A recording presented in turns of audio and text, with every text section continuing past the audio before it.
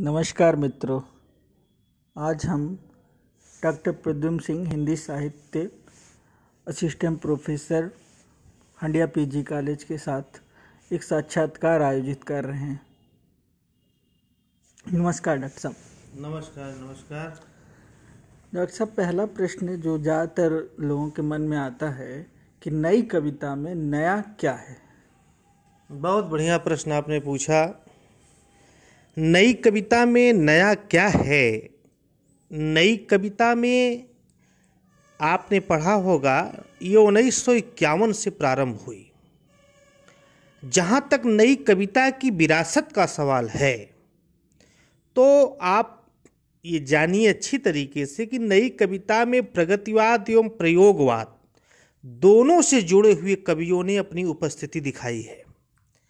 इन दोनों का प्रभाव नई कविता पर दिखता है, फिर भी इसकी एक अपनी अलग पहचान है।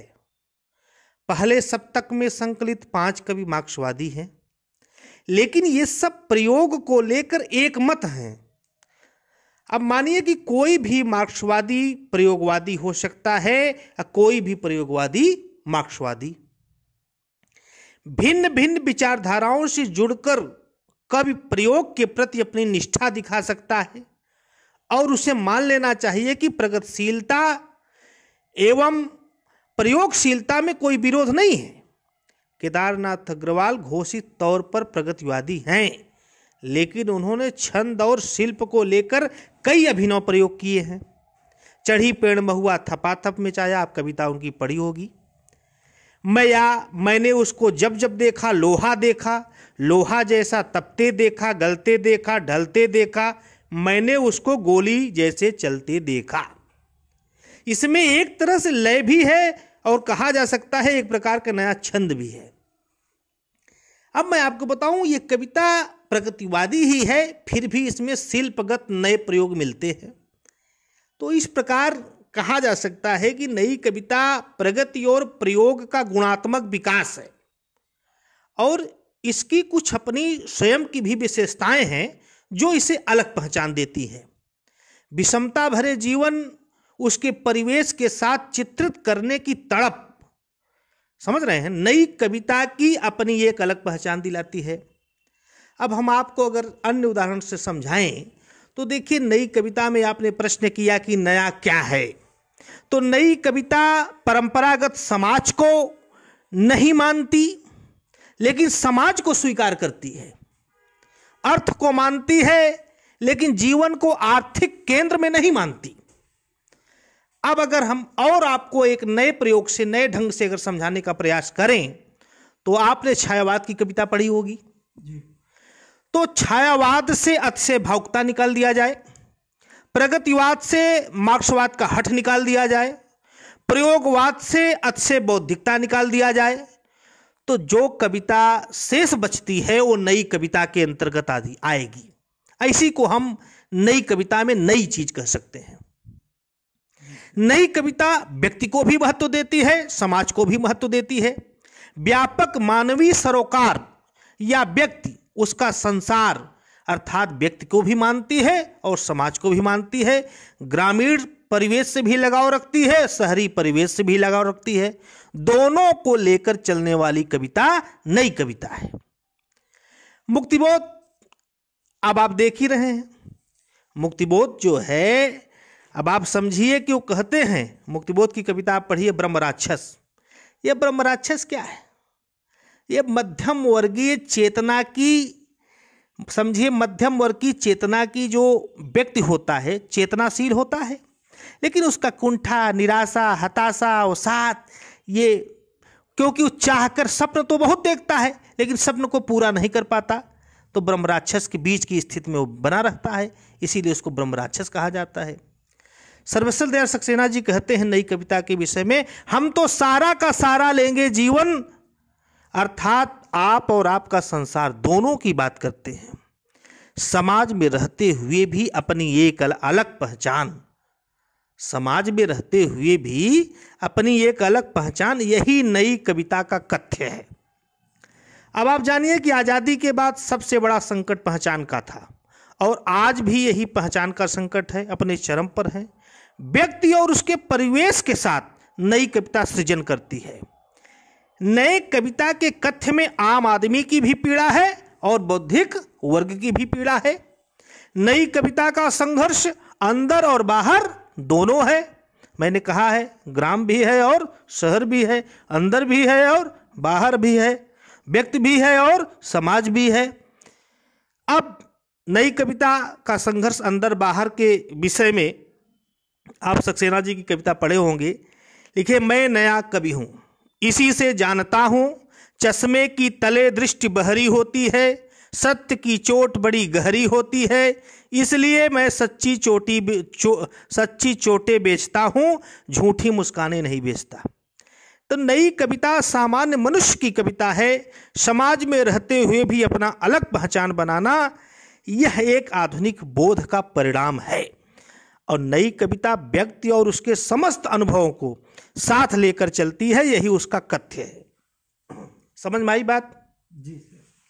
और आपको बताएं नई कविता के विषय में, तो नई कविता जीवन के समग्र अनुभवों को लेकर चली।